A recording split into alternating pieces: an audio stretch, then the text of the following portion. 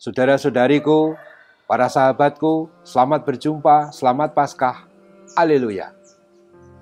Saya ingin mengajak Anda semua merenungkan kalimat terakhir dari Injil Yohanes bab 21, yaitu ayat 25.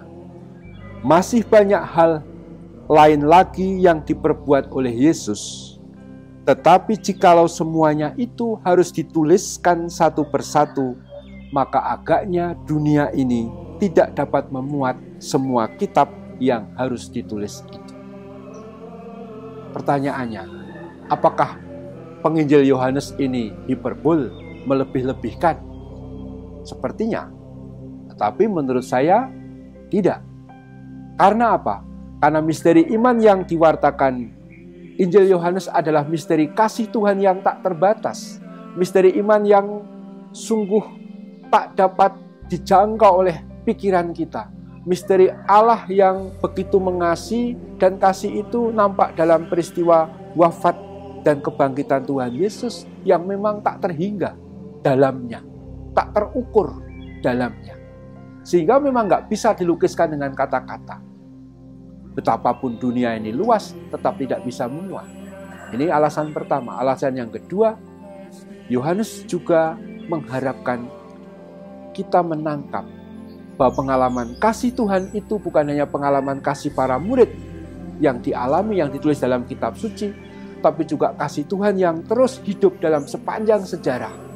Dari tahun ke tahun, dari generasi ke generasi, dari kelompok komunitas yang satu dengan komunitas yang lain, termasuk hari ini, kita semua bagian dari para murid yang mengalami Tuhan yang bangkit, yang sungguh-sungguh hadir di tengah kita dengan kasih-Nya yang tak terbatas itu.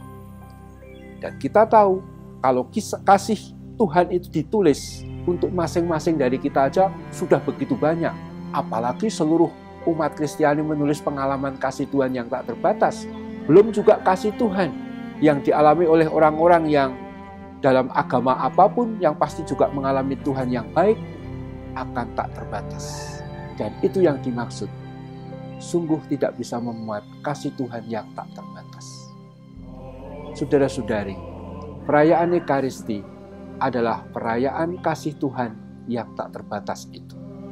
Misterinya yang agung, yang tak dapat dijangkau oleh pikiran kita. Betapa dalam rupa roti yang sederhana, yang terbuat dari gandum, berwarna putih dan bundar. Saya sering humor aja ya. Mengapa roti kita Ekaristi bundar? Karena kalau tidak bundar bukan roti kita. Ini cuma dagelan saja. Tapi intinya betapa sederhananya Tuhan mau hadir dalam rupa roti yang sederhana itu. Tapi karena itu Tuhan menjamin dengan kata-katanya, inilah tubuhku, maka kita percaya itu benar-benar tubuh Tuhan. Bukan karena kemampuan romonya yang menyulap, enggak. Tapi karena Roh Kudus yang dianugerahkan oleh Tuhan yang mengubah roti anggur menjadi tubuh dan darah Kristus, dan kita imani betul. Nah, betapa Ekaristi merayakan kasih Tuhan yang tak terbatas, namun hadir dalam keterbatasan roti. Dan adorasi tidak lain adalah melanjutkan untuk mengagungkan kemuliaan Tuhan yang tak terbatas itu, misteri kasih yang tak terbatas itu, tapi kini mau-maunya hadir dalam rupa roti yang terbatas, yang dalam bentuk bundar itu, dalam monstrans kita menyembahnya.